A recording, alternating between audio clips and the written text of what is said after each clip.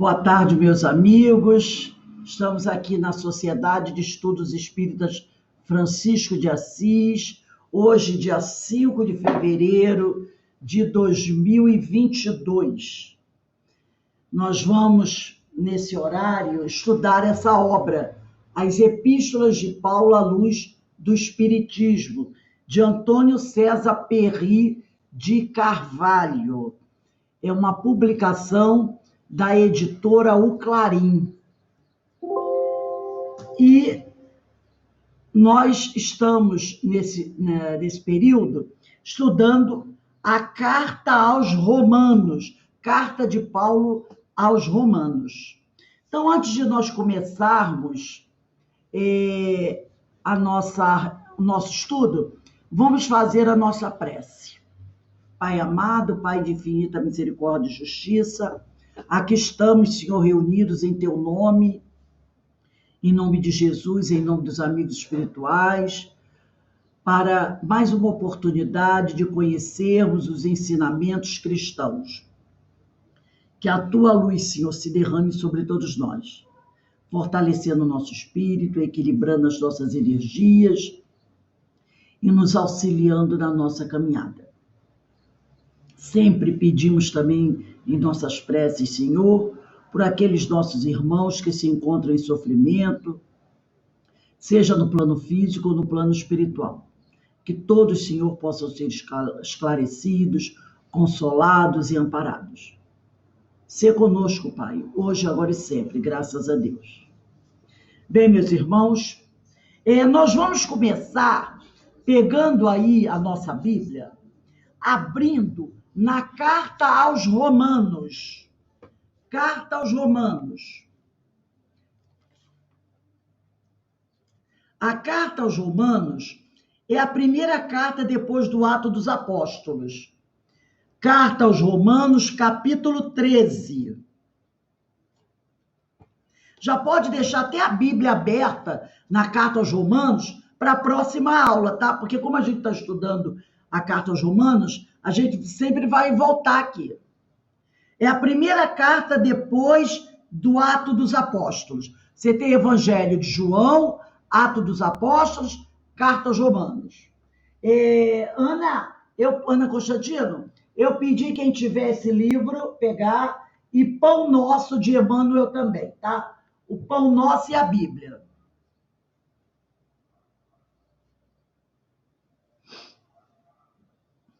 A Carta aos Romanos, capítulo 13.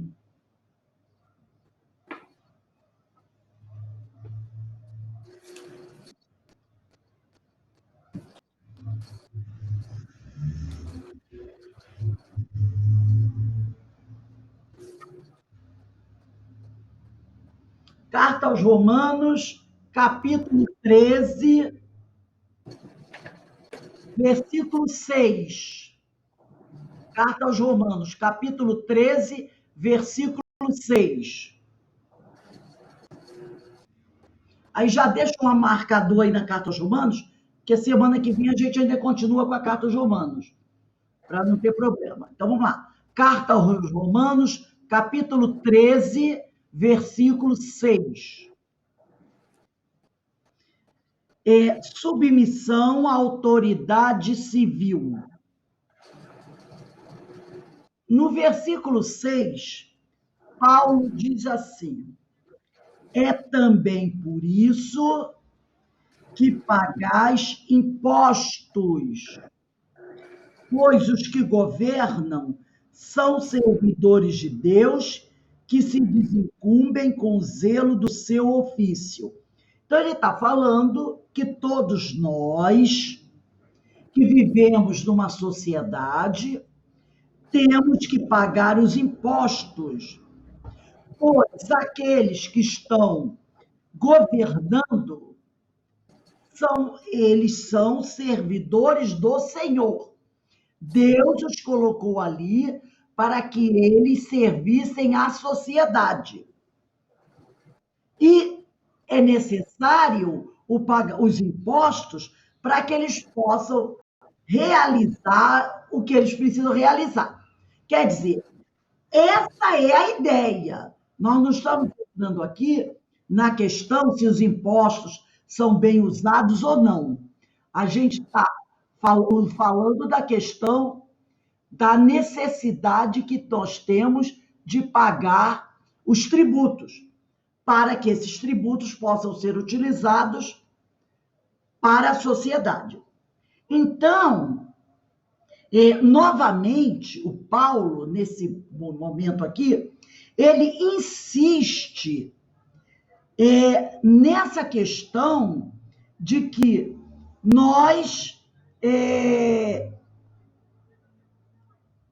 devemos cumprir com as regras impostas pelos nossos governantes. Nós temos que seguir a lei, né? Então, existe a lei civil e essa lei, nós devemos nos submeter à lei civil. Então, tá lá, a lei diz que você não pode dirigir alcoolizado, a lei diz que você não pode fumar em local privado, ambiente fechado, a lei diz que você tem que obedecer às regras do trânsito, não é? A lei diz que nós temos que pagar impostos. Então, o que o Paulo está dizendo? Que nós devemos cumprir com as regras, com as leis civis. Agora, ele também mostra o seguinte, que se nós queremos pleitear algum direito, que nós o façamos. Temos todo o direito de fazer, mas sem violência. Entendeu? Que nós podemos, sim, protestar, exigir nossos direitos, reclamar se alguma coisa não está bem feita, reclamar se os impostos não sendo bem empregados, mas sem violência. Porque o protesto através da violência não leva a nada. Quer ver um exemplo? Às vezes acontece de, numa comunidade carente, alguém foi atropelado, ou alguém morreu, e aí a comunidade, a gente sabe que tem muita coisa envolvida nessa questão, né? Mas aí a comunidade vai para a rua para fazer passeata, fechar o trânsito, né? Não é o que a gente vê? Aquela comunidade ali, fechando aquele trânsito para protestar, pedindo mais segurança, aquela coisa nada toda. Mas aí tem um grupo que resolve tacar fogo nos ônibus. Olha só, quando você taca fogo nos ônibus, você está cometendo uma violência. Porque aquele ônibus não serve só a você. Ele serve toda uma comunidade. Então, quando você taca fogo no ônibus, no dia de amanhã, muita gente vai querer trabalhar e vai ter dificuldade de trabalhar. Por quê? Porque tem menos ônibus. Destrói o ônibus do BRT, quebra a estação toda. Ah, mas é porque nós estamos aqui protestando. Ué, mas tem que usar violência? Então, quando você usa a violência, primeiro que você perde a tua razão. E segundo, que você está indo contra a lei. Você não pode quebrar os ônibus, tacar fogo nos ônibus. Entendeu? Ah, vamos fechar a estrada, ninguém vai passar. Tem muita gente dentro do ônibus que está indo trabalhar, que pode perder o emprego se chegar atrasado. Tem gente que talvez naquele ônibus esteja com uma consulta marcada. Sabe aquela consulta que você marcou há meses? E você perde a chance de ir à consulta. Às vezes você vai numa entrevista de um emprego e quando o cara fecha o trânsito para protestar, o outro que está indo buscar o emprego perde a oportunidade. Então, existem meios de se protestar.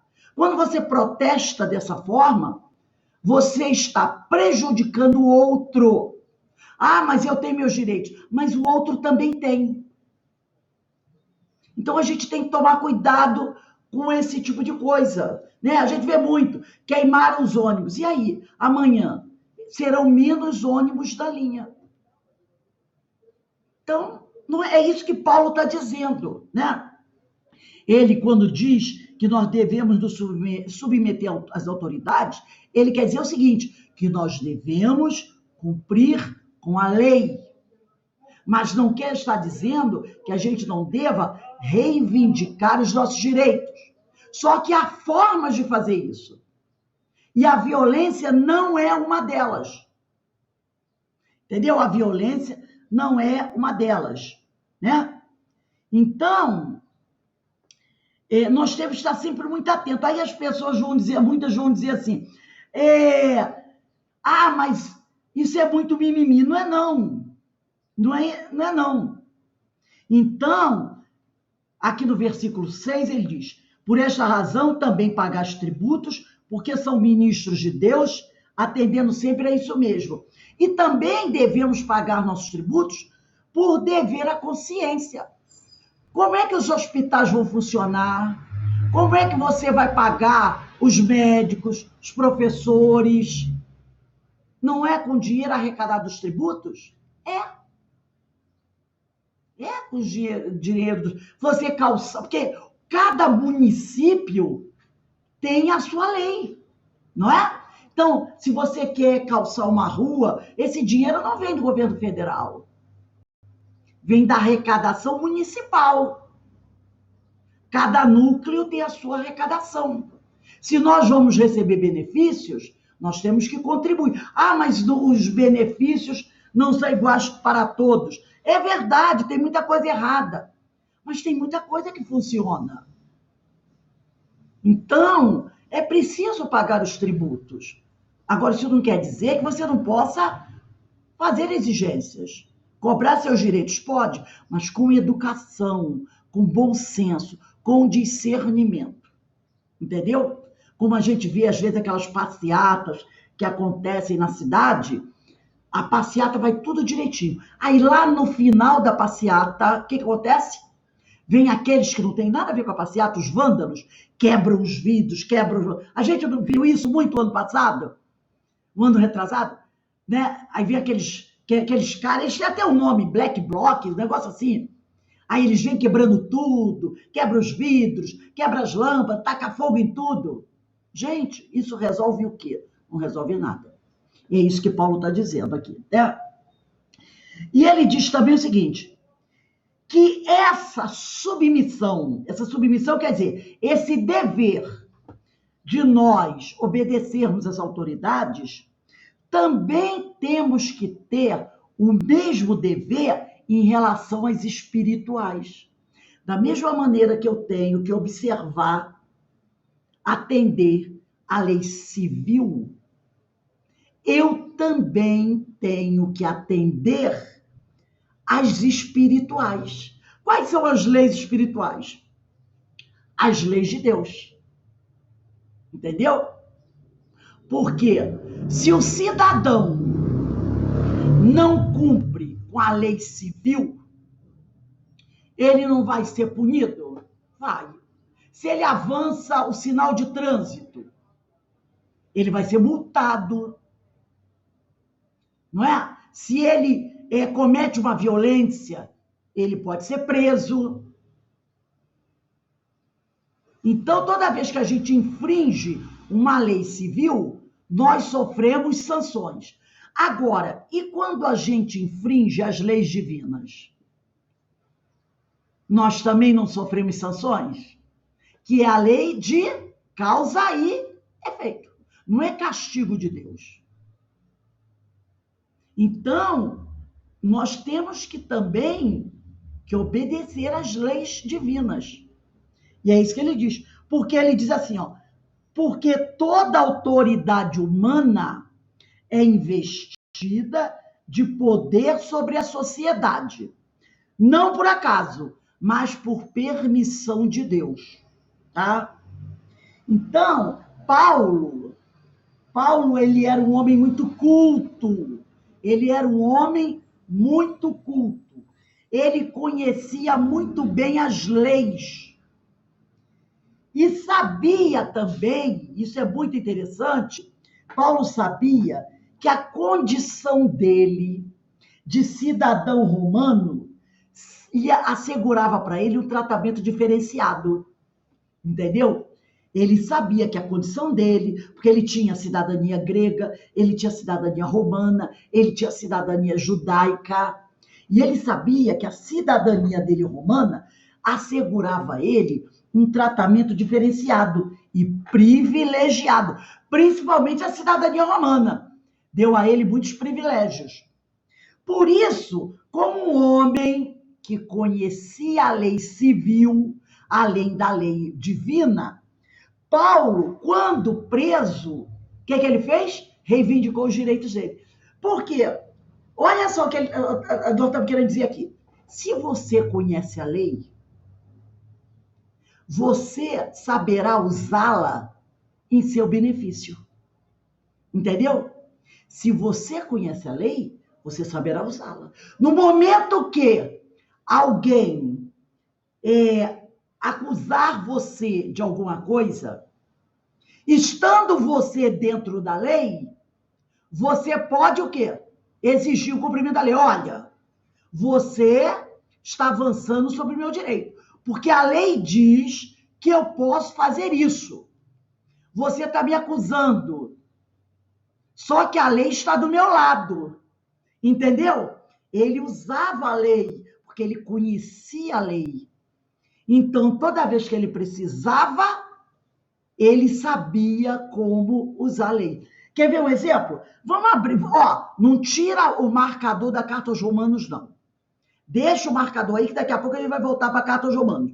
Vamos voltar um pouquinho no livro Atos dos Apóstolos. É um livro que vem antes da carta aos Romanos. Atos dos Apóstolos, capítulo 22. Ele vem antes do Atos dos Romanos, mas deixa o Atos dos Romanos aí marcadinho. Porque nós precisamos conhecer a lei para poder saber quais são os nossos direitos. Capítulo 22, versículo 22. Do 22 ao 29. Lê para a gente aí, Alberto. Carta aos Atos dos Apóstolos, capítulo 22, versículos 22 a 29. É como Paulo usava a lei. O título é Paulo e a cidadania romana. É, isso. 22, 22. Ouviram-no até esta palavra e levantaram a voz deles, dizendo: leva da terra o tal, pois não é adequado ele viver. É o que estavam propondo a condenação dele, né? 22, 23. Enquanto ele estava gritando, arrojando as vestes, lançando poeira para o ar. 22, 24. Ordenou o quiliarca, fosse ele conduzido para a fortaleza, tendo dito para ele ser interrogado com açoite, a fim de saber por que causa assim clamavam contra ele. Assim que o ataram com correias, Paulo disse para o centurião de pé se lhes era lícito açoitar um homem romano não julgado. Ouvindo isso, o centurião, aproximando-se do quiliarca, anunciou, dizendo: o que estás prestes a fazer? Pois este homem é romano. Aproximando-se o quiliarca, disse-lhe: dize para mim, tu és romano? E ele disse: sim. Respondeu-lhe o quiliarca: eu adquiri esta cidadania com grande soma de dinheiro. E Paulo disse: eu, porém, nasci. Imediatamente, então, os que estavam prestes a interrogá-lo se afastaram dele, e o quiliarca teve medo, quando soube que era romano, porque o tinha amarrado. Então, a gente vê aí, ele está preso, foi julgado, preso, né? Ali eles acusados, não chegou a ser um julgamento, mas uma série de acusações. E aí o tribuno, né, que é o quiliar, que é o tribuno, mandou prender e açoitar. Aí o guarda, né, levou. O guarda levou, o centurião levou o Paulo para ser açoitado. Aí o Paulo, o que fez? Conhecedor da lei, disse assim: opa, peraí, vocês vão me amarrar a um cidadão romano? Aí o centurião, que era o soldado, o guarda, ficou com medo. Correu lá do tribuno e disse assim: ó, o homem é romano. E ele disse que é romano. Aí o tribuno chamou Paulo e perguntou: escuta, você é romano? Ele, sim, eu sou cidadão romano. Aí o tribuno falou assim: olha só, o tribuno comprou a cidadania. Ele não tinha direito. Mas ele comprou o título com muito dinheiro, porque custava caro você comprar um título de cidadão romano. O tribuno falou: eu comprei com muito custo esse título de cidadão romano. Aí o Paulo falou: eu não precisei comprar, porque eu nasci no território, ele quer dizer, ele nasceu num território romano, entendeu? Eu tenho o título de nascença. Eu não comprei, eu tenho de nascença. Aí o tribuno disse: nossa, eu posso ser acusado de estar maltratando, só amarrar o cidadão romano já podia ser morto.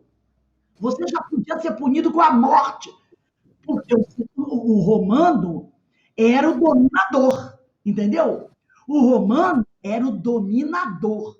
Aí já imagina, você que é considerado cidadão de terceira classe, porque para o romano, o judeu, era cidadão de quinta classe.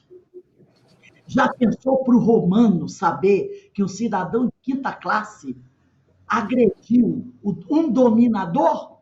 É morte certa. O cara ficou com medo. Meu Deus, se souberem que eu amarrei as mãos de um cidadão romano, olha o que pode me acontecer. Aí o que ele falou? Solta, solta. Se Paulo não conhecesse a lei, ele não poderia ter usado essa lei a favor dele.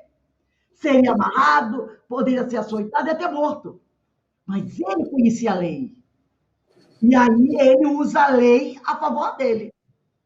Tem um outro trecho aqui. A Ideína, a Ideína entrou agora. Eu vou usar esse livro aqui, ó, Cartas de Paulo, Pão Nosso e a Bíblia, tá? O Pão Nosso de Chico Xavier e a Bíblia. Agora, ainda no Ato dos Apóstolos, vamos ver outro momento de Paulo usando a lei a seu favor. Atos 25. Atos 25. Atos dos Apóstolos fica depois do Evangelho de João. Atos dos Apóstolos, capítulo 25, versículo 1. Do versículo 1 ao versículo 12. Atos dos Apóstolos, capítulo 25.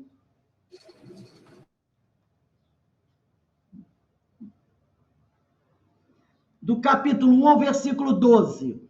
Do versículo 1 ao 12. Ana Brito, pode ler para a gente? Atos 25, capítulo 25, versículo 1 ao versículo 12.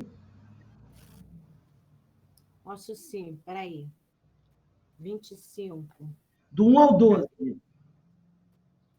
Capítulo é de 1 a 12? É capítulo 25. De 1 a 12. 3 dias após tomar posse do cargo, Festo subiu a Cesareia, a Jerusalém. Os sumos sacerdotes e os chefes dos judeus lhe apresentaram suas ocupações contra Paulo. E lhe pediram, por favor, que o remetesse a Jerusalém, pois tentavam matá-lo numa emboscada pelo caminho. Festo respondeu que Paulo continuaria detido em Cesareia, pois ele voltaria logo para lá, e acrescentou: desçam comigo vossos responsáveis, e se esse homem é réu de alguma coisa, apresente aí sua acusação. deteve-se com eles não mais de 8 ou 10 dias. Depois descem a Cesareia, e no dia seguinte mandou Paulo comparecer. Quando se apresentou, os que desceram de Jerusalém o rodearam e o acusaram de muitas e graves acusações, que não conseguiam provar, enquanto Paulo se defendia, afirmando que não cometera nenhum crime contra a lei, contra o templo ou contra o imperador. Festo, querendo ganhar os judeus, interveio e perguntou a Paulo: queres subir a Jerusalém para lá te submeteres ao meu julgamento? Paulo, leia. Até o Pode 12. ler? Ah, tá. Paulo replicou: estou diante do tribunal imperial, onde devo ser julgado. Sabes muito bem que não prejudiquei os judeus. Se cometi um crime capital, não recuso morrer, mas se não há nada do que esses me acusam, ninguém pode entregar-me ao poder deles pelo imperador. Então Festo, depois de ter conferenciado com os seus conselheiros, disse: apelaste ao imperador, irás ao imperador. Porque ele era cidadão romano. Então, eles queriam julgá-lo no tribunal judeu. E ele disse: não, vocês não têm autoridade para me julgar. Eu quero ir para Roma, para o imperador, ser julgado do tribunal do imperador. Só ele pode me julgar. E aí, o que o Festus faz? Porque no início o Festus queria agradar os judeus. Aí o Festus falou: não, se você está pedindo para ir para César, vai para César. Entendeu? Ele sabia. E tem também um outro, eu vou pedir para a Ideína ler. Ideína, Atos dos Apóstolos, vamos voltar um pouquinho. Capítulo 16. Atos 16, versículo 35 a 40. Ô, Rose, Oi. lendo a passagem que você pediu para me ler, eu me lembrei de Paulo de Tarso. E tem essa passagem. Mas é Paulo, esse é Paulo de Tarso. Quem está passando? Ah, sim, no livro Paulo e Estevão. No livro, Paulo Estevão. Sim. Agora é Atos 16, versículos 35 a 40. 35, 40. É mostrando isso. Paulo sabendo usar a lei a seu favor. 35. Libertação milagrosa. 35. Quando o dia clareou, os oficiais de justiça enviaram os soldados com a seguinte ordem: solta estes homens. O carcereiro levou esta comunicação a Paulo. Os oficiais de justiça deram ordem de vos pôr em liberdade. Portanto, já podeis sair e ir em paz.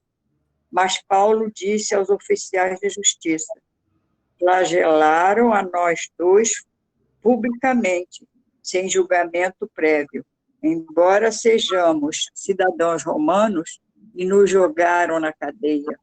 Agora querem nos soltar às escondidas, de modo algum, que eles venham pessoalmente nos libertar. Até aí? Oi? Isso. Continua? Não. Até 40, até 40. Tá. Os soldados transmitiram essas palavras aos oficiais de justiça. Estes, sabendo que se tratava de cidadãos romanos, ficaram com medo. Foram falar com eles amigavelmente e, depois de conduzi-los para fora, pediram-lhes que abandonassem a cidade. Saíram da cadeia e foram para a casa de Lídia. Animaram os que ali se encontravam e depois partiram. Isso aqui é muito interessante, porque Paulo tinha sido preso, ele e Silas, e os dois eram cidadãos romanos. Silas também era cidadão romano. Eles foram presos, foram açoitados, jogados à prisão. Aí, depois, quem os prendeu descobriu que os dois eram cidadãos romanos. Já imaginou o medo que o cara ficou, né? O que o cara falou? Vai lá, falou pro soldado, solta Paulo e Silas e manda eles saírem devagarzinho, sem ninguém ver. Entendeu? Ele virou e disse, vai lá e solta eles. E manda eles irem embora e não deixa ninguém saber. Aí Paulo vira, aí o soldado foi lá, soltou Paulo e disse assim, olha, o chefe mandou vocês irem embora escondidos. Aí o Paulo, nada disso, não vamos embora escondido, não. Nós somos cidadãos romanos, vocês nos prenderam, vocês nos bateram, manda o chefe vir aqui soltar a gente. Ele não prendeu 2 cidadãos romanos? Que ele agora vem aqui. É o que ele diz aqui, ó. Ó, ele diz assim, Paulo, porém, disse, vesgartaram-nos, quer dizer, bateram-nos em público, sem julgamento. A nós que somos cidadãos romanos, e lançaram-nos à prisão. Agora, querem que a gente saia furtivamente? Não. Ele vem aqui nos tirar. Aí o chefe teve que ir lá soltar, cheio de medo, com medo de que Paulo e Silas fossem fazer queixa deles a César. Entendeu? Paulo disse, nada disso. Me prender em público, me bater em público, me humilhar em público. Agora quer que eu saia daqui escondido? Nada disso. Sou cidadão romano. Eu quero que o chefe venha aqui. Ele é que vai abrir minhas algemas. Então ele era danado também. Entendeu? É tipo assim, ó, eu quero uma vingança, cara. Você não me humilhou, agora você vai vir aqui. E o chefe foi cheio de medo. Entendeu? E aqui, e detalhe, vieram pessoalmente e insistir com eles para que se afastassem da cidade, para não arrumar mais problema. Então, Paulo exigiu, ele exigiu o direito dele. Eu quero que me prendeu me soltando. Para ele saber que ele está soltando um cidadão romano, que ele prendeu de forma injusta. Para o cara ficar com medo mesmo, entendeu? Isso aí, sem prejudicar ninguém, ele usou a lei de forma correta. Pode falar, Alberto. Essa autoridade que prendeu injustamente o Paulo era de origem o quê? Judaica ou... Judaica. Era judaica. Por isso, entendeu? Que o cara fica com medo. Prendeu o cidadão romano. Açoitar ainda o cidadão romano, humilhar publicamente o cidadão romano. E o Paulo depois diz assim, ó, ele que me prendeu, me açoitou e me humilhou, ele vai ter que vir aqui. E o cara foi com medo, porque Paulo podia dizer assim para ele, ó, eu te destituo da tua posição. Que Paulo, como cidadão romano, podia tirar ele da posição dele. Para você ver como é que era. O cidadão romano tinha esse poder. Ele, como cidadão romano, podia sair da prisão, chamar o guarda, soldados romanos, porque toda a cidadezinha tinha uma tropa romana. Chamar a tropa romana, ó, prende esse cara. Podia ser o prefeito da cidade. Prende ele, porque ele humilhou, açoitou um cidadão romano. Aguarda da mesma hora. E se Paulo dissesse, pode matar, acabou.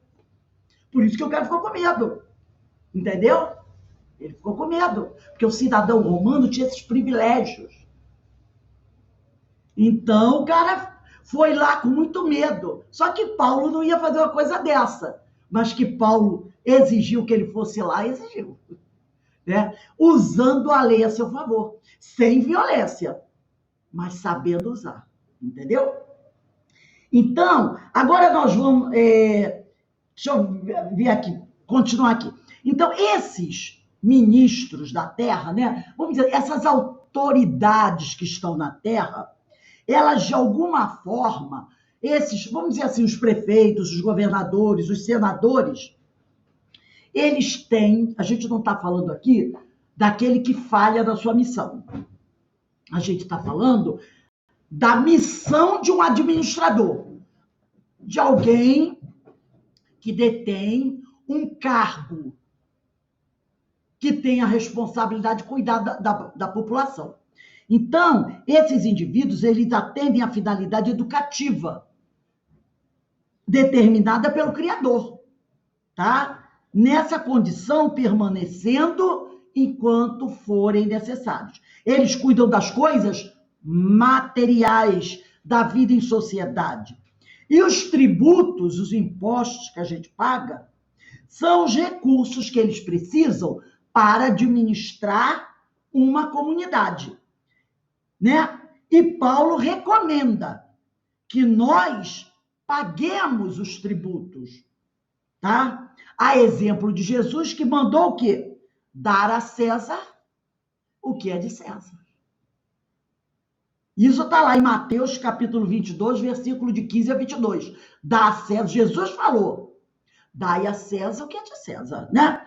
O ensinamento de Paulo, ele era muito pertinente no contexto daquela época, né? Pagar os impostos a Roma. Roma era dona de todo o território. Mas também vale para nós da atualidade.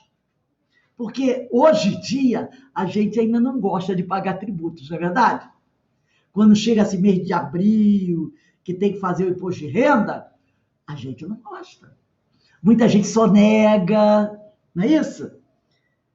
E só negam de fato, só negam mesmo os impostos.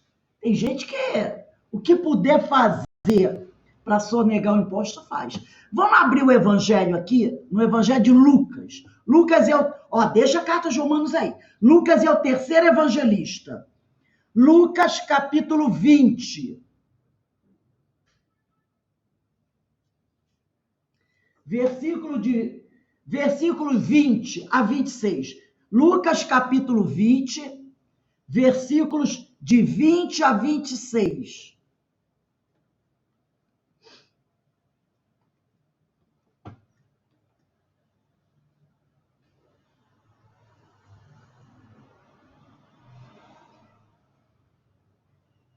Ana Constantino, pode ler para a gente? De 20 a 26. E observando, o mandaram espiar que se fingisse justo, para o apanharem em alguma palavra e o entregarem à jurisdição. Você, Ana, está em Lucas, Evangelho de Lucas, capítulo 20, versículo 20. É porque começou um pouquinho. Então, vamos lá, pode continuar.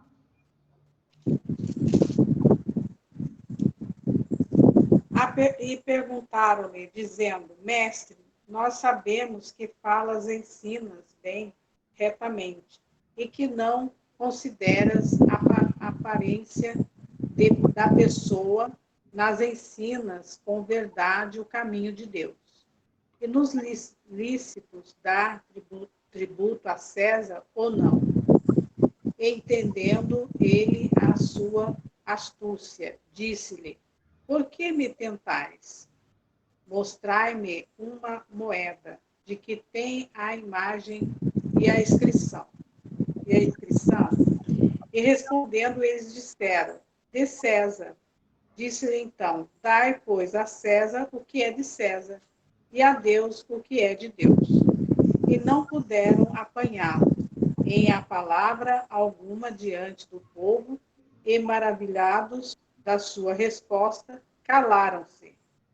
Agora nós vamos pegar o livro Pão Nosso, no capítulo 102, 102.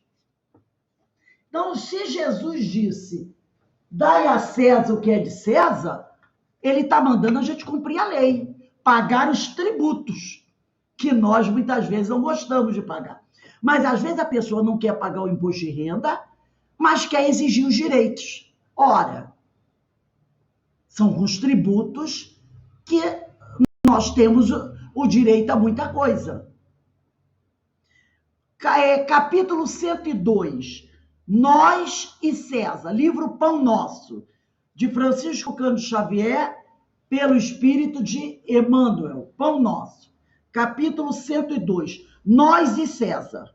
E Jesus respondendo disse-lhes, dai, pois, a César o que é de César, e a Deus o que é de Deus. Está lá em Marcos, capítulo 12, versículo 17, e também em Lucas, capítulo 20, versículos de 20 a 26. Em todo lugar do mundo, o homem encontrará sempre, de acordo com seus próprios merecimentos, a figura de César, simbolizada no governo estatal. Então, em todo lugar do mundo, toda cidade, em todo país, você vai ter um líder, seja um presidente, um primeiro-ministro, não é? Essa criatura que está à frente daquele país, ele representa a figura de César. Entendeu? É o governo dos homens. César era o imperador. Então, todo administrador, seja prefeito, governador ou um presidente, ele é a figura de César, simbolizando o governo estatal. Maus homens, sem dúvida, produzirão maus estadistas. Não é? Se o homem é imoral, se o homem é um viciado, se o homem é um corrupto, está na cara que ele será um mau estadista. Não é o que a gente vê por aí? Coletividades ociosas e indiferentes receberão administrações desorganizadas. Está bem atual isso aqui, não está? Quando a coletividade, muitas vezes, é ociosa, quando a coletividade é indiferente, está muito preocupado com eu, quem são aqueles que ela vai eleger? Pessoas semelhantes a ela. Ou não é? Quantas pessoas vendem o voto? Pelos interesses pessoais. Eu vou votar nele? Não é vender o voto, receber dinheiro, não. Tem até gente que faz isso, mas é aquela coisa, eu vou votar nele porque ele é meu parceiro. Eu vou votar nele porque ele prometeu que ia botar um 45 na minha mão, que eu ia ter a minha arma. Não é assim? Não tem muita gente que votou para ganhar um revólver? Hoje não consegue nem comprar 1 litro de leite. Eu vi pessoas que disseram isso. Vou votar nele porque eu vou tirar o meu... Tem uma licença, que eu esqueci o nome agora, né? O meu porte de arma. Eu tive uma amiga que falou, eu falei para ela, mas minha amiga, pode contar que eu, assim que for eleita, eu vou fazer curso. Vou para a escola lá para aprender a tirar, né? Porque para aprender a tirar, para tirar o meu porte de arma e vou ter minha arma. Hoje não está conseguindo nem pagar o aluguel. Mas votou porque queria o porte de arma. Porque houve... Vocês estão me ouvindo? Eu acho que congelou aqui. Ah, que pena. Deu uma congeladinha aqui. Vocês estão conseguindo me ouvir?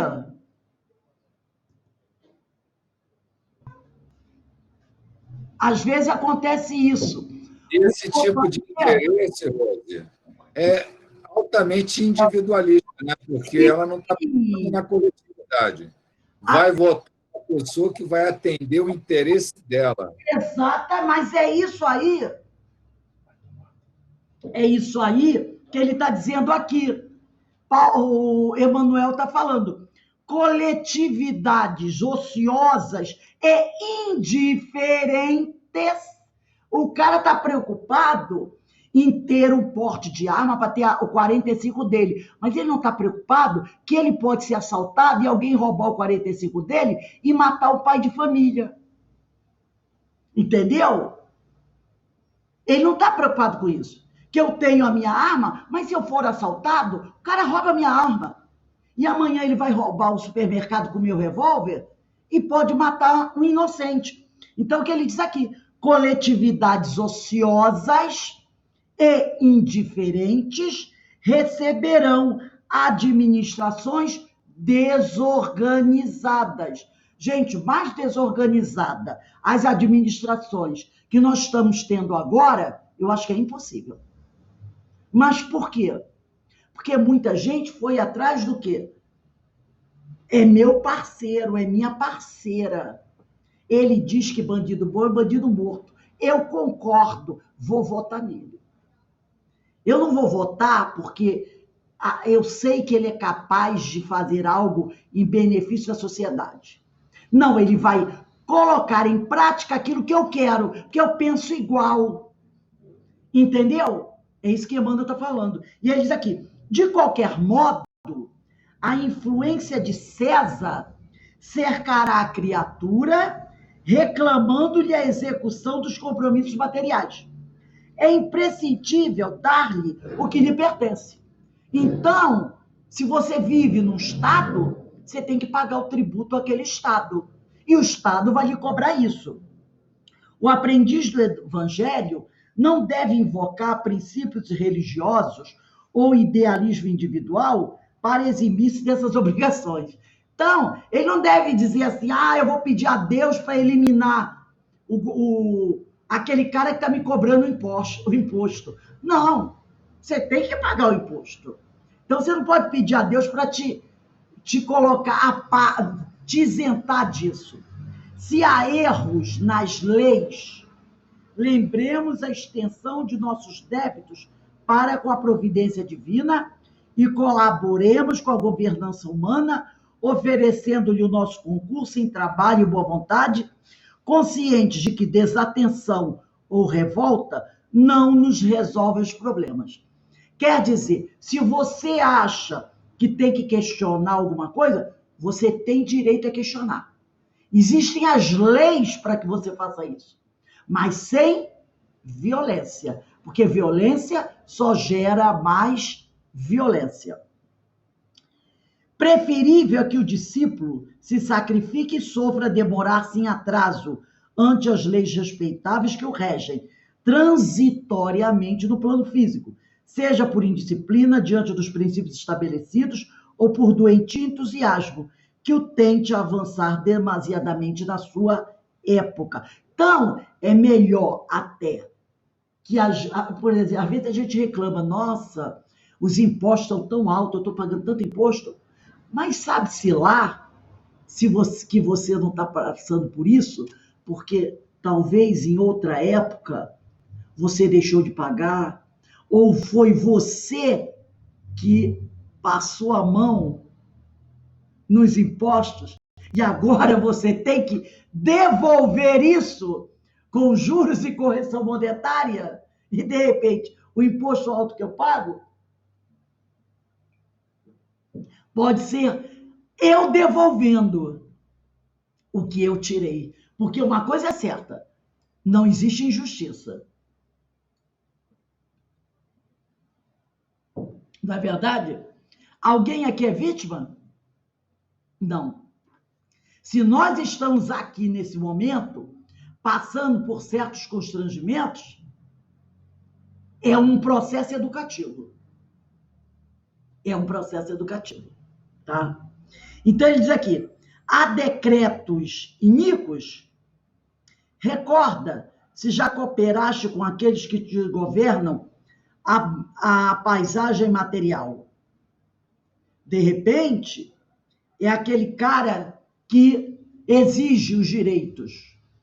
Eu tenho direito. Mas será que ele já fez alguma coisa para auxiliar também? Você quer ver uma coisa? Às vezes, você vê as pessoas reclamando assim. Meu Deus! Olha como o rio está cheio de sujeira. Olha como as ruas. Cadê a Conlurb? Cadê a Condep? Condep é aqui em Petrópolis. Conlurb é aí no Rio. Cadê que não vem limpar? Tá tudo uma sujeira danada. Aí reclama da poluição dos rios, reclama da poluição nas ruas, da sujeira nas ruas. Aí quando ele sai com o carrinho dele, ele chupa uma bala, joga o papelzinho pela janela. E mete o Mário que o governo não limpa, não varre, entendeu? Ele não é incapaz de pegar uma vassoura, aí eu vou varrer minha calçada. Não, tem conlurbio aí para limpar, deixa limpar. Então, às vezes, aquele que reclama, exige os direitos, é o que polui também. Entendeu? Aí joga lixo na rua, aí diz que o rio está poluído, mas vai olhar, às vezes, quanta coisa ele joga no rio.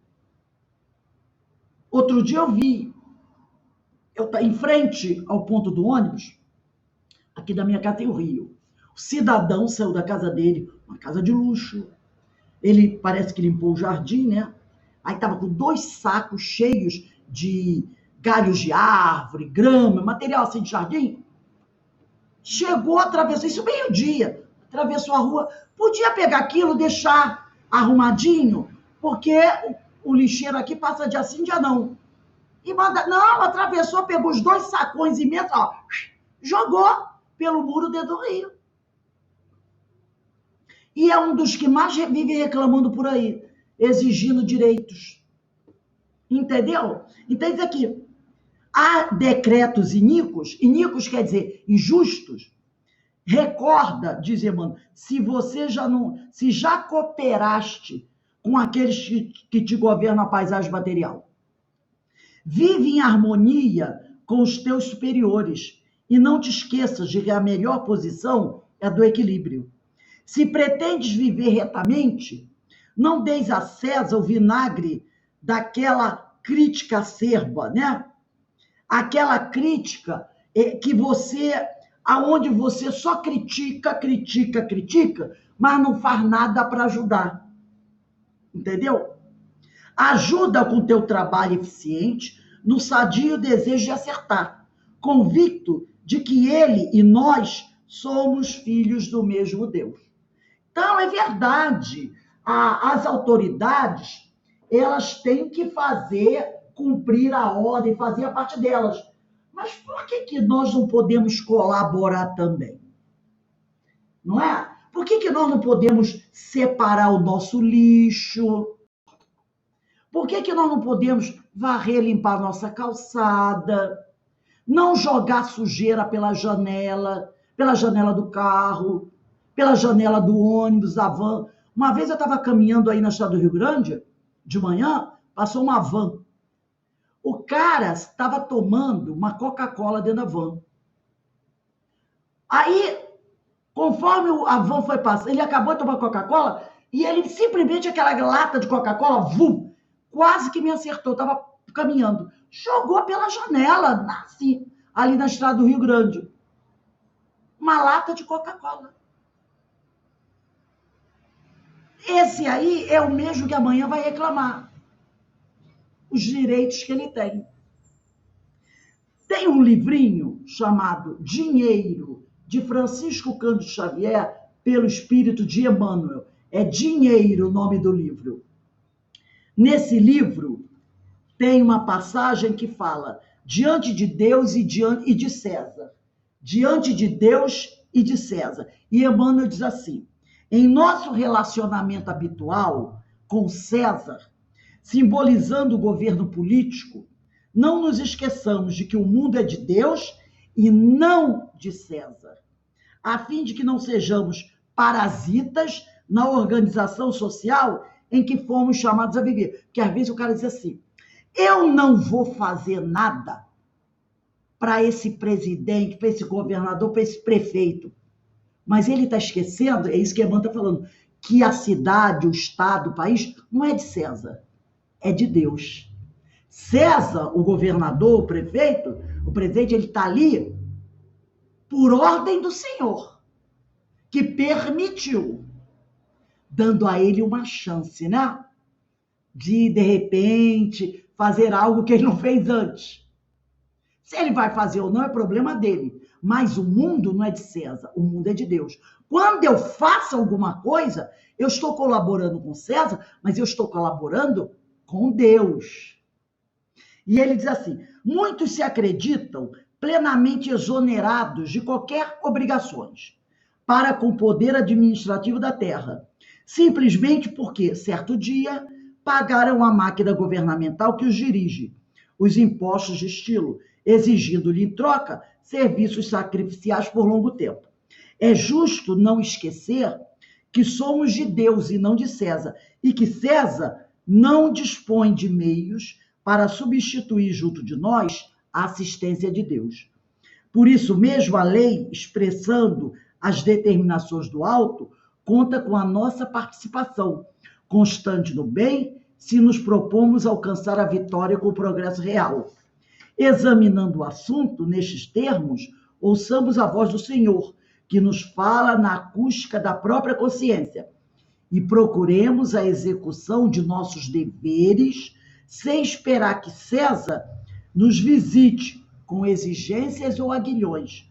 O trabalho é regulamento da vida, e cultivemo-lo com diligência, utilizando os recursos de que dispomos na consolidação do melhor para todos os que nos cercam. Auxiliar aos outros é recomendação do céu. E, em razão disso, auxiliemos sempre, seja amparando a um companheiro infeliz, protegendo uma fonte de água ameaçada pela secura, ou plantando uma árvore benfeitora que amanhã falará por nós à margem do caminho. Então, quando o cidadão diz, eu me recuso a fazer alguma coisa para esse governo, ele está se recusando a ser solidário com o seu próximo. Ele está esquecendo que ele vive numa sociedade e que ele deve colaborar com essa sociedade. E que ele se encontra ali por desejo de Deus, que o colocou naquela sociedade por alguma razão. Então, ele não pode desdenhar disso. É isso que Emmanuel está falando. E Emmanuel ainda diz mais aqui, auxiliar não é só você ajudar o seu irmão. Ele falou aqui, proteger a natureza, né? Proteger os rios, cuidar para que uma fonte não seque, plantar uma árvore. Tudo isso também é colaborar. Entendeu? Então, há vários meios da gente colaborar. Evita fazer queimada, porque às vezes a pessoa mora numa casa, tem uma árvore. Agora pega e vou juntar essas folhas aqui e vou queimar. Gente, queimar folha é a pior desgraça que tem. Não tem gente que faz isso? Faz aquela fogueirinha no quintal para queimar folha. Gente, aquela fumaça é horrível. Tem gente que adora tacar fogo do lixo. Porque tem preguiça de botar no saco, amarrar, não é? Então, são coisas que parecem besteiras, mas não são. Leva, vai para o mercado, leva a sua bolsa. Porque depois a pessoa traz aqueles sacos todos e muitas vezes pega aquele saco e joga no lixo, saco plástico. Pega a garrafa PET que tomou refrigerante e joga no lixo. Põe para reciclagem. Entendeu? Pega o papel, não joga no lixo, pega a pilha de rádio, bateria de celular, joga no lixo. É altamente poluidora. Tem lugares aqui adequados para você colocar o óleo da cozinha. Não tem? Você só pode botar numa garrafa, já tem um lugar específico para você jogar. O cara pega e joga no lixo. Aquele óleo é poluidor. Tudo isso, se você fizer, você estará colaborando com César, colaborando com a sociedade. Parece uma coisa pequena, mas não é. Não é. Então, gente, aqui, o cristão, né? O cristão tem o dever de cumprir as leis humanas e respeitar as autoridades constituídas. Isso Paulo vai falar o tempo todo. Ainda que essas autoridades lhe pareçam injustas, na confiança que acima delas impera a vontade do Senhor, tá? O seguidor de Jesus, o verdadeiro seguidor de Jesus, é convidado sempre a agir de forma consciente. Nunca reagindo impulsiva e agressivamente, para não gerar maior sofrimento para si ou para outrem. Pelo contrário, ampliando sua compreensão sobre a verdade e sobre a natureza pessoal das criaturas, ele se esforça a dar a cada uma segundo o que lhe é próprio, justo e necessário, para que assim igualmente possa merecer o que se faz jus. Porque muita gente, né, fica com aquela ideia, essas coisas eu não sou obrigado a fazer. Não, nós somos obrigados a fazer sim. O Evangelho nos ensina e nos convida a ser bons cidadãos. Ser cristão é ser um bom cidadão. Aí muita gente vai dizer, mas ficar falando sobre isso, ficar falando sobre cidadania no estudo do Evangelho? Mas Jesus ensinou isso. Alguém alguma vez viu Jesus falar em incentivar algum discípulo a agir contra a lei? Não. Ser cristão é ser um bom cidadão. E o Evangelho nos ensina a ser cidadãos, a termos cidadania. Então a pessoa pode dizer, eu vim para estudar o Evangelho, não para ficar ouvindo de política, de ser cidadão. Mas isso faz parte do ser humano. Ser um bom cidadão, cumpridor das suas obrigações. É a primeira coisa. Aprender a servir, em primeiro lugar, para depois ser servido. Foi o que Jesus falou. Então, isso faz parte também da doutrina do Evangelho. Comentar e estudar sobre esse tipo de coisa. Entendeu? Porque, afinal de contas, a gente não vive numa cabana no meio da floresta. A gente vive numa sociedade. É aquela questão de respeitar o vizinho com barulho, né? Depois de uma certa hora, não botar música muito alta, diminuir o som da televisão, principalmente as pessoas que moram em condomínio, né, Aninha? A gente sabe como é que é, aquelas paredes muito finas, que a gente sem querer escuta o que está sendo falado do outro lado. Aí o cara, 10 horas da noite, bota o rádio à altura, eleva o som da televisão bem alto, aí o outro quer dormir porque quer acordar cedo, tem que acordar cedo para trabalhar. A gente tem que aprender a respeitar o outro. Por exemplo, como eu vi, às vezes, a pessoa vai leva a panela com comida e despeja na lixeira. Uma vez eu vi uma cidadã fazendo isso no meu bloco.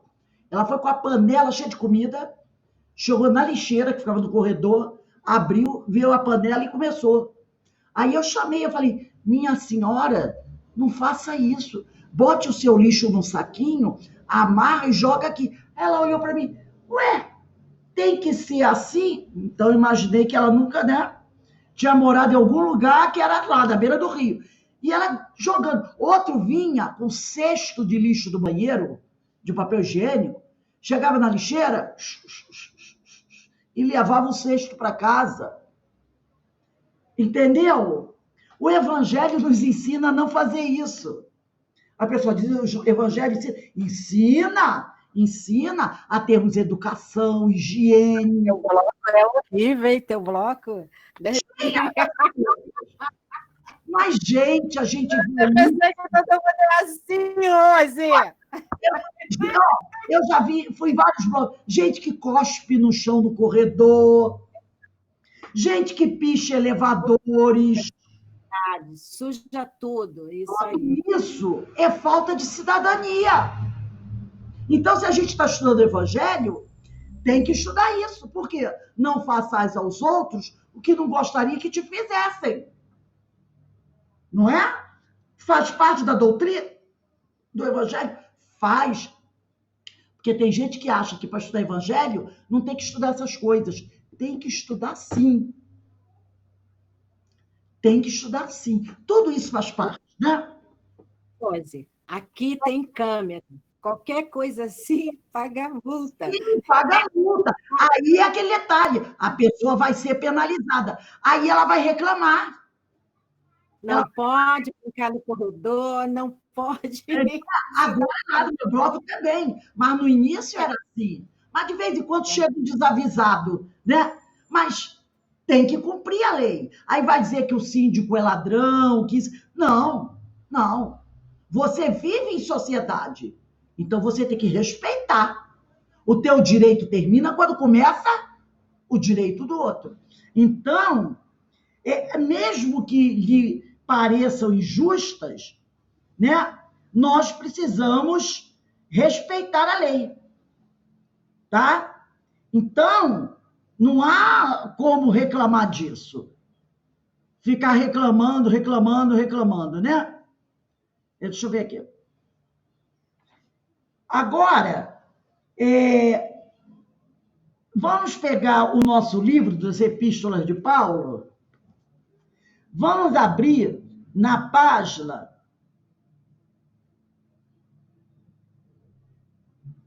Então, na realidade, nós somos chamados a pagar o tributo do amor e da caridade ao próximo, em gratidão a todos os benefícios que nós recebemos de Deus.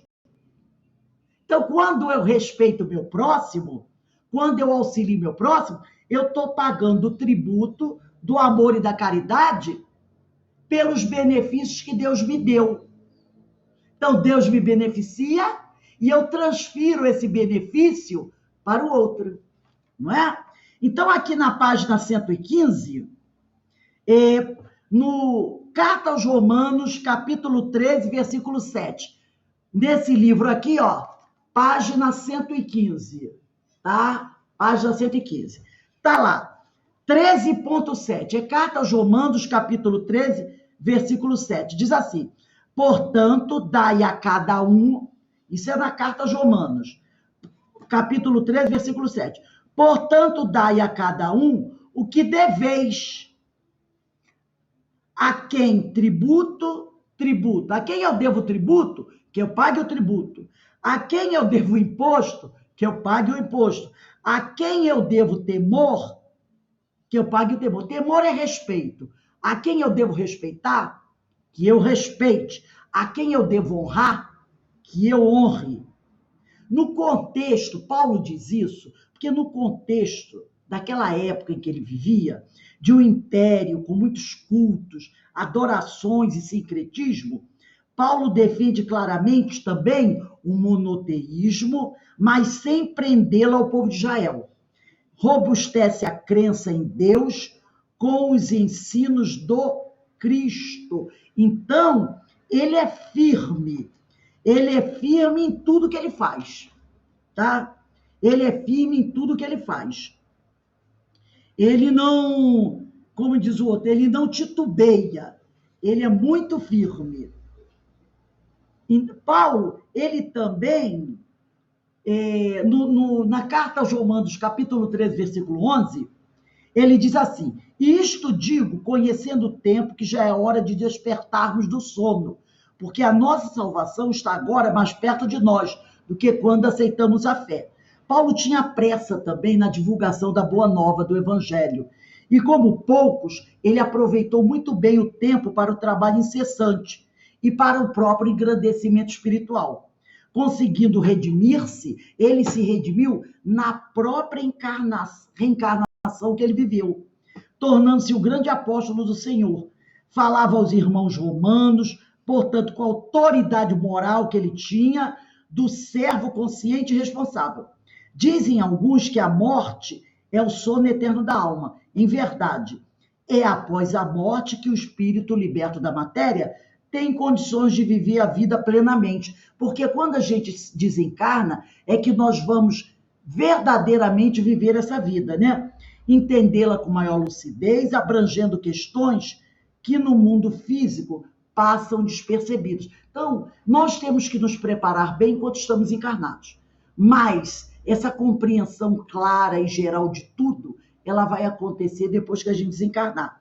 Estamos nós, os encarnados, mais ou menos dormindo em relação àquilo que realmente interessa a nossa felicidade. Muitos de nós não temos ainda a clara ideia do que nós temos que fazer verdadeiramente para podermos alcançar essa felicidade.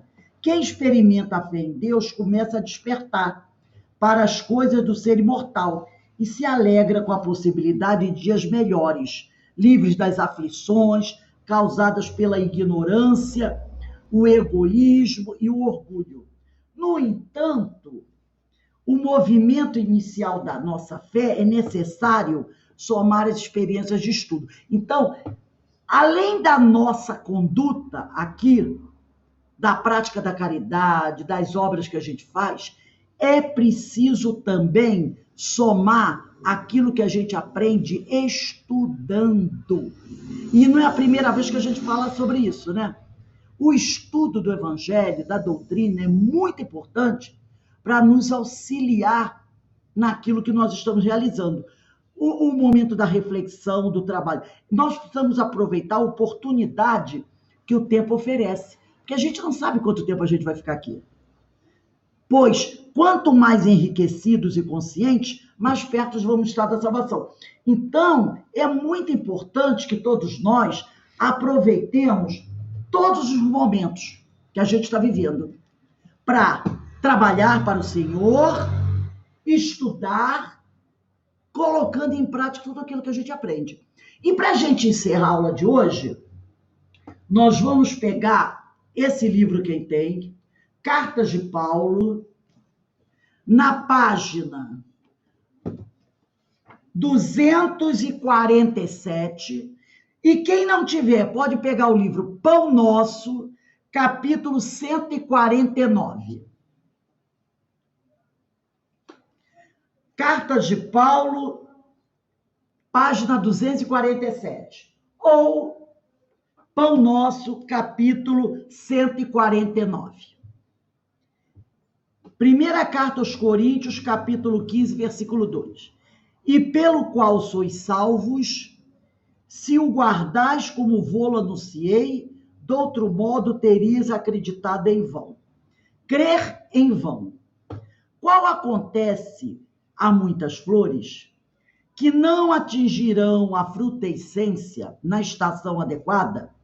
Existem inúmeras almas nos serviços da crença que não alcançam, em longos períodos de luta terrestre, a iluminação de si mesmas, por haverem crido em vão nos trilhos da vida. Paulo de Tarso foi muito explícito quando asseverou aos coríntios que eles seriam salvos se retivessem o evangelho, quer dizer, se colocassem o evangelho em ação. Não é só guardar o evangelho, mas colocá-lo em prática. A revelação de Jesus é campo extenso, onde há lugar para todos os homens, em nos referindo aos serviços diversos. Muitos chegam à obra, todavia não passam além da letra, cooperando nas organizações puramente intelectuais. Lembra da parábola dos 2 filhos? É aquele que o pai chama, vem trabalhar na minha vinha. Ele diz que vai e não vai? Foi do estudo de ontem. Ele diz aqui, né? Que alguns, ele diz aqui, que muitos chegam à obra, todavia não passam além da letra. O cara só diz assim, eu vou, tá? Mas não faz nada de bom. Cooperando nas organizações puramente intelectuais. Uns improvisam sistemas teológicos, outros contribuem na estatística e outros ainda se preocupam com a localização histórica do Senhor. Ficam só preocupados com essas coisas assim, superficiais. Não mergulham, né? É igual esse filho que diz que vai e não vai. É imperioso reconhecer que toda tarefa digna se reveste de utilidade a seu tempo, de conformidade com os sentimentos do colaborador. Contudo, no que condiz com a vida terrena que o cristianismo nos desdobra ao olhar, é imprescindível retermos em nós o ensinamento do mestre com vistas à necessária aplicação. Cada aprendiz há de ser uma página viva do livro que Jesus está escrevendo, com o material evolutivo da Terra. O discípulo gravará o Evangelho na própria existência, ou então se preparará ao recomeço do aprendizado. Porquanto, sem fixar em si mesmo a luz da lição, debalde terá crido. Quer dizer, se ele não fixar em si mesmo a lição, colocando em prática o ensino de Jesus, não vai adiantar nada ele dizer que ele crê. Entendeu? Porque a crença sem obras não serve de nada. É isso que Emmanuel está dizendo aqui para gente. Tá?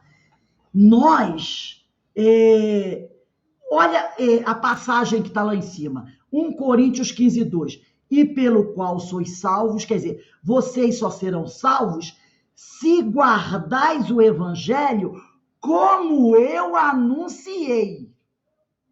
De outro modo, tereis acreditado em vão.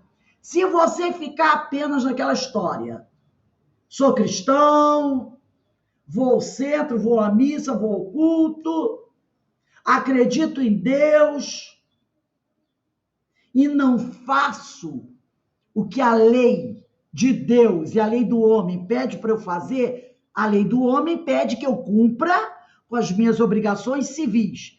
E a lei de Deus pede que eu coloque em prática a lei do Senhor. E a lei do Senhor diz o quê? Resumidamente, como falou Jesus, ama a Deus sobre todas as coisas e ao próximo como a ti mesmo. Se eu não fizer isso, não adiantará nada eu ficar batendo o peito. Sou de Jesus, sou de Moisés, sou de Alá, sou de Iemanjá, sou de Buda. Não vai adiantar nada.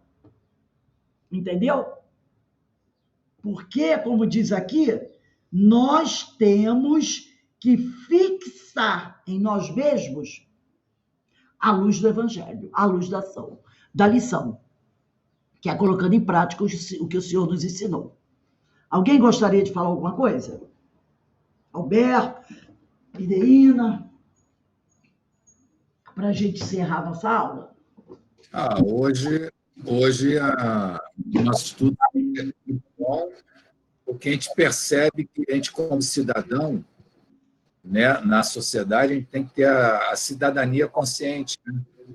Respeitar a autoridade. Se tem algo que nos desagrada, façamos com a luta pelos nossos direitos sem violência, porque, às vezes, quando tu interrompe uma via, você está prejudicando muitas pessoas, mas no intuito de atender o teu interesse reivindicatório, né? E a gente vê que a mobilização de cada um é muito importante. Não sei se todos lembram de um empresário aqui no Rio de Janeiro que criou um projeto que ia construir um autódromo aqui numa área florestal importantíssima para a cidade. E foi a pressão da sociedade civil, todo o segmento da sociedade que fez com que o projeto não fosse à frente. E se cada um ficasse de braços cruzados sem reivindicar, o projeto teria ido para frente e a natureza seria destruída, a mata seria destruída. Então, a gente vê a importância, né, do nosso papel. É óbvio que somos seres que estão dentro de uma sociedade. Então, a gente não pode dizer que nós somos apolíticos, mas somos políticos. A política tem que ser uma política clara. Não é uma política partidária, não é uma política do meu e o meu, né? E aí, como diz aí o último texto que a gente leu, Crê em Vão, a gente observa que isso é muito importante, né? Porque os fariseus têm a prece no lábio e não no coração. Então, a gente tem que vivenciar verdadeiramente os ensinamentos de Jesus. E aí, naquela parábola que nós estudamos, da videira, ficou fixada, né, na minha cabeça que quando a gente sei que você gostou. tem acesso à seiva, né? A gente quebra o ramo, a gente já, no momento que a gente, como coletividade, eu me afasto, deixo de praticar aquilo que Jesus me propôs, eu quebro o galho. Quebrando o galho, eu não vou poder absorver a seiva da videira, ou seja, não vou poder estar ligado à essência dos ensinamentos de Jesus. Então, essa é a ideia. Estamos todos juntos, seguindo no caminho, e no caminho cristão mesmo, de vivenciar o que Jesus nos ensinou. Exatamente. Vê como esse ensino da videira vai direcionar a tua vida, porque você está sempre ligado nisso. Percebeu, aprendeu o ensino. Então, tudo que você fizer, você vai ver. Eu estou ligado à videira? Ótimo, vou dar bons frutos. Né? Então, é isso que é importante o ensino. A gente fixar e saber colocar isso direitinho. Alguém mais gostaria de falar alguma coisa? Não, tá tudo bem? Então, nós vamos encerrar o estudo de hoje. E o estudo de hoje, gente, alguém pode achar, foi cansativo, isso, aquilo, outro. Mas nós trabalhamos a questão da cidadania. Paulo nos levou a refletir sobre as questões da cidadania. E muitas vezes a gente faz vários estudos, mas a gente não reflete sobre essa questão tão importante para o homem, não é?